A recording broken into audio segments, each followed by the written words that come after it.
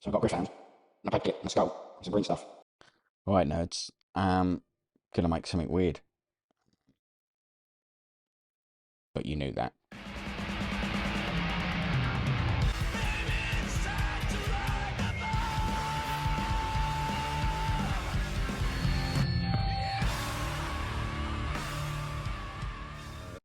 Woof woof. One of them's got to work, eh? An idiot. So I got a Gryph-Hound, and a paper clip, and a skull, and some green stuff, and went, and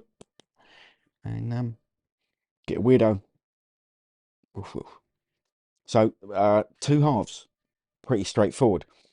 Put glue on the flat surfaces, stick them together, and then, as you probably know, if you've seen any of my videos, I've got two different knives. A blunter one for scraping. Here it is. I'm propping against myself. I'm scraping towards myself, so I've got lots of control. I'm supporting the tail there so I don't just snap the thing off. And then just using that scraping knife so as not to take the nice sharp edge off of this knife, which I want nice and sharp. You'll see, even when I'm moving the knife towards me, it's not really, it's so close to that thumb there that it's not really doing any speed. There's not enough pressure on it to cut my thumb. Be careful. So there we go. That's the sharp knife doing little trims, and then my scraping knife just to flatten off those areas. There's a little bit of a sprue bump on the back there. I did use the sharp knife to scrape, but what I used was not the sharp tip that I'm doing most of my cutting with, right back at the hilt of the thing, which very rarely gets any kind of actual cutting. Yeah, I'm blind, I'm an old man, and I have to use my focals. So every now and again you'll see the camera. I've edited around most of those, but I have knocked that little thing off more than once.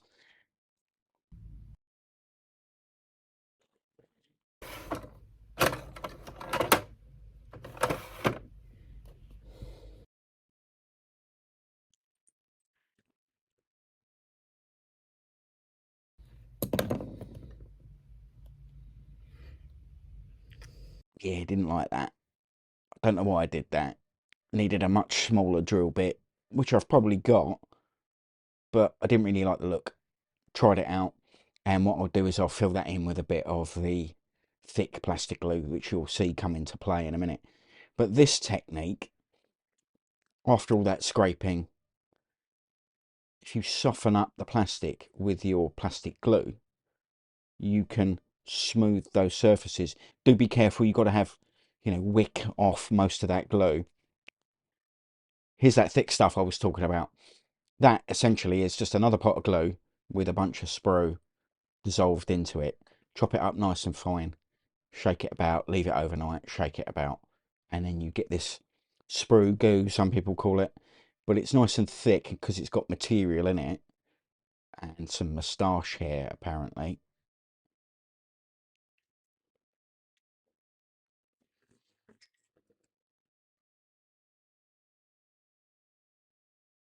Yeah.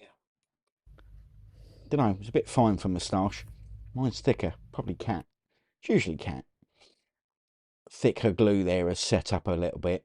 And again, just taking most of the glue off the brush, feather it out so you don't get like a hard line. Then you've got to scrape. So we're motoring along here. This is the head I'm going to use. I have picked this one. I'm just making a little indentation with my blade because it's on such a curved surface. You don't want the drill bit slipping off and ruining it. So I just make a little dent with the tip of the knife so that the drill bit has got a little key, a little starter to get into. Makes that drilling that much easier. Bit of super glue on the thing, shove it in the thing. Thing is glued to thing. Job's a good one. There we go. And I've picked the horn going the other way. Now you'll see I'm cutting metal. These are my plastic ones. Those other ones are my metal ones. I highly recommend having a metal cutting set and a plastic cutting set at least. I've got several more grabbing equal sized bits of green stuff. You'll notice I use this stuff in 2 tubes, because the stuff that comes in ribbons, that stuff where they're touching, as you imagine, would go off because it's touching, and that's what mixing green stuff does. So if you can, try and get it in these 2 separate, like thumb sized blobs. You always kind of want to mix up at least, 25% more than you think you'll need, because you usually need a bit more than you think. And having some left over, you can always find something to do, like putting some on a dead paintbrush as a sculpting tool. So there we go. I've shoved that into the body. There's my metal cutting ones that I'm just gently bending that to give me a nice neck shape and back shape. Much happier with that arrangement. You can see it's in line with that body and the movement. I'm just going to drop a little bit of super glue in there, because that's still quite soft, that green stuff, and it's moving about. Just a bit of extra grip, because as you see, it's up against the top of the body. Yeah, quite pleased with that. Now obviously I've got to leave that for a while. I think I probably left it overnight, and I've propped it up there just so that gravity can't make the thing sag. Twiddle some thumbs. Right, so back at it again. Mixed up 2 balls of green stuff. When it comes to sculpting, I'm no expert on this stuff, but I like to put a rubber glove, just the one finger, because they last longer then. You only really need one. This is something we do when we tattoo. You put a blob of Vaseline there, on the glove usually, but I just put it there. I've got a little palette. I use this coconut butter stuff because I didn't really like it as a moisturiser, and it does just as good a job. Somebody will probably tell me it's terrible, but clean your models if you've done this kind of stuff. Much like you got to clean your resin, it's got a mold release on it. So I've mixed up the green stuff, and then just whipping it round like a big thick snake or a scarf round its neck, twisting off the excess. So as you can see here, I'm just manipulating the first bit with my fingers. Might as well. I've lubed them up just to get that preliminary shape in, and then you can see we can then smooth that out. First things first though, just closing up that edge near the neck. I'll have to keep coming back to that to close that back up, because as we're working the green stuff around, it will, as you smooth in one direction, you're going to pull it away from the neck. Sculpting is quite circular. You'll kind of start doing one thing and making it look nice. You'll turn it around, fucking the other side and making the other side look nice. You want to do your rough work first. Roughly work your way around and then try and refine that. Not to be overly Bob Ross, but happy accidents. A couple of times here, I've twisted it, I've knocked it. Here, for example, the way the jowls, a dog running along, think of what's the breed of dogs with the big floppy jowls, slopping from side to side, saliva everywhere. I don't know that I would have done that deliberately, but I found that by sculpting here. I think it's one of the things that makes physical sculpting an interesting thing still, because you wouldn't make accidents like that digitally. I don't know. I haven't had my 3D sculpting has generally been hard surface stuff for carpentry, not necessarily soft. Grabbed another tool here. This is you can get these online. It's a dental tool. Seen the wars. It's been bent and straightened and poked around, but just like you could use a pin, you could use a paper clip in a paint handle. I've seen people making all manner of tools out of all kinds of things. If you've got a piece of metal on a file, you can make your own ones. So you see here, I've worked away quite a bit, and I've found that as I've narrowed the neck, it's kind of got quite big, too floppy, looked too big compared to the other ones. So I've trimmed some back just with my plastic snips, and then reworked that mouth. You can see I'm using the kind of pin hooked shaped thing there, just to kind of drag it backwards and forwards to get a nice ragged shape to the mouth. These horrible beasties haven't got a particularly smooth, nice Botox lips. It's a horrific wild beast that's probably had a few things fighting and clawing to get out as they're being eaten alive, and doesn't make for the neatest mouth. So again, some of these little folds and creases I leave in them just because they're quite characterful. Smooth out other ones, just as long as you haven't got very obvious fingerprints. That's pretty much the thing. Sometimes, you know, the texture on that rubber glove, I was almost tempted to put some of that on there, but the other ones don't have it, so I left it off. You can see I've made these little holes as if they were teeth or as if they're suckers. They just look weird, mutated, and a bit wrong. I'm trying to sculpt that mouth to be quite deep, a little bit open, just because I'm going to put a tongue in it later on. Each of them I've got a tongue made out of either a bit of plastic, a horn off of another sprue or kit. So you can see here, as I make these little dents and creases to replicate, you know, skin folding and making interesting shapes as the heads move from side to side. This is one of my few actual sculpting tools.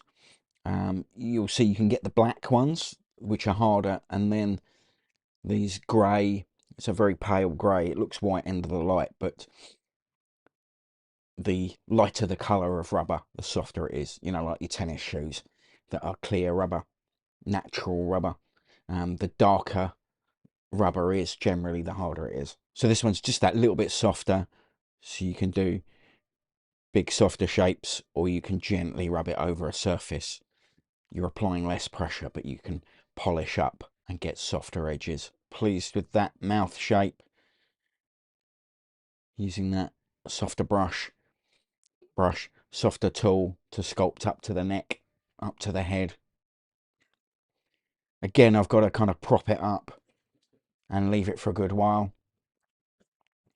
And that excess green stuff, I am going to fill these slaughter bases.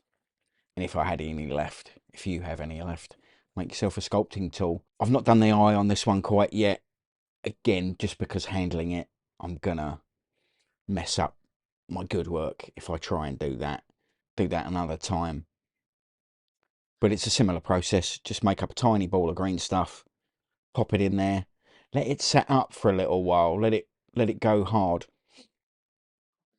and then with your pin make the pupil in the middle.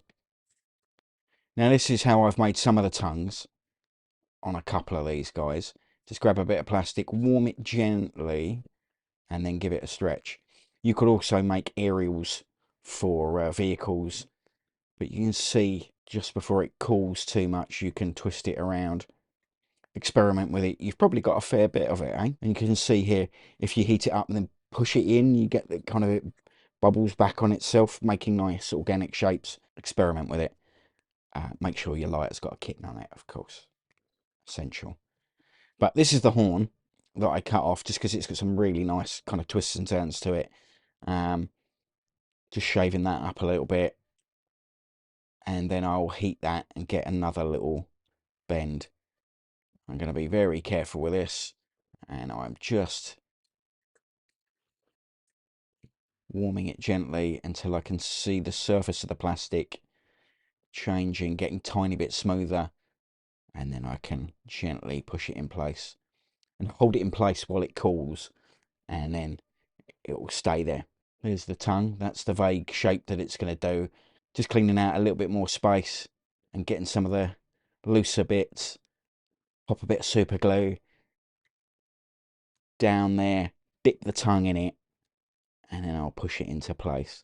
I think as I've done this, I've gouged a little bit of the mouth away. I eventually cut that away, and then I'll smooth over to get a more realistic shape for that tongue.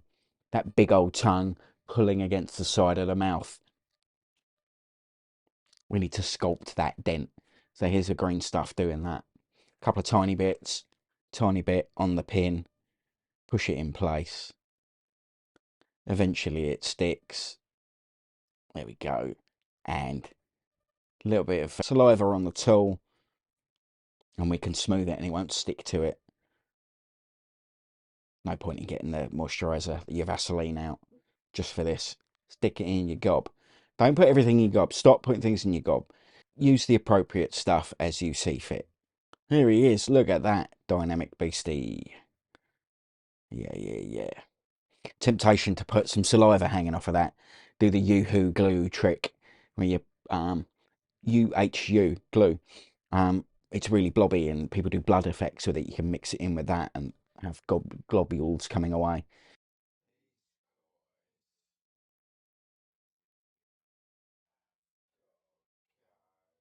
These guys have got to go on cavalry bases, which will be 2 hexagons long. Camera again. Oh, what's that? What the fuck? What the fuck was that? Yeah, that's a testicle with a snake body and tiny wings, little tiny wings.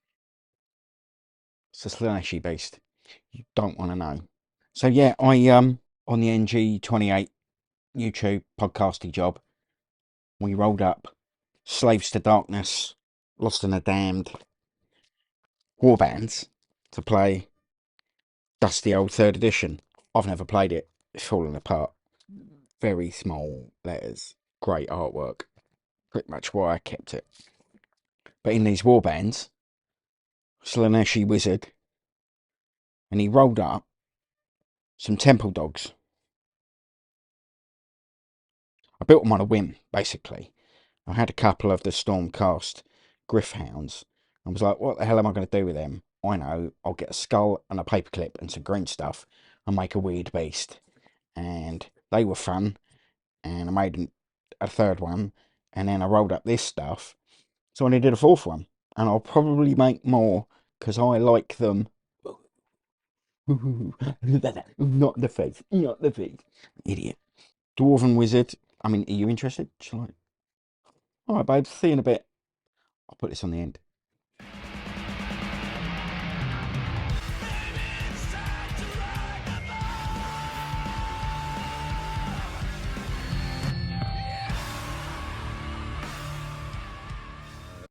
Dwarven Wizard. Level 10 bloke. He's got level 1 magic. Slaneshi Wizard. 23 magic points. Is that a lot? I don't know. Fear points, rewards, attributes, regeneration. That's handy. Fireball, Hand of Death, Summon Skeletons. Yeah, that's why I was building the Sepulchral Guard. Those lovely skeletons that GW did. Get in touch if you've got some that you want to flog. I've got some. I could do with a handful more. Thanks. 6 dwarves, one of whom is a standard bearer and one is a musician. Not sure if I want to go with tuba for that. Or maybe a guitar, because we're Slaanesh. Noise ring guitar. But a lute. And then we've got a warhound. The big testicle thing with bat wings and a snake tail. That's what that is. Because it is a warhound that can fly, wings, and rolled up 1.5 times size. So it's horse sized. So that's a horse, isn't it? If you've got a horse and you squished it into a ball and then stretched out a bit, that's what you get. That's how I did it. Took a lot of work. 4 temple dogs. Woof woof. That's that bit of the video. That bit? Which way? That bit? That bit. Yeah. That's it, really. It's only little. It's Slaneshi, so pink light.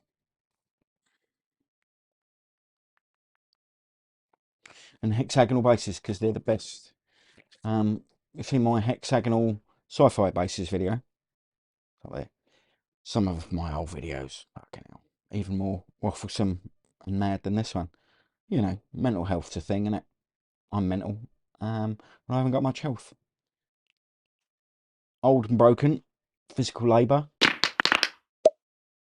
Did the mic pick up the cracking sounds from the spine there? I'm going to shut up now. Otherwise, this will be a 2-hour video. All right, babes. See you in a bit.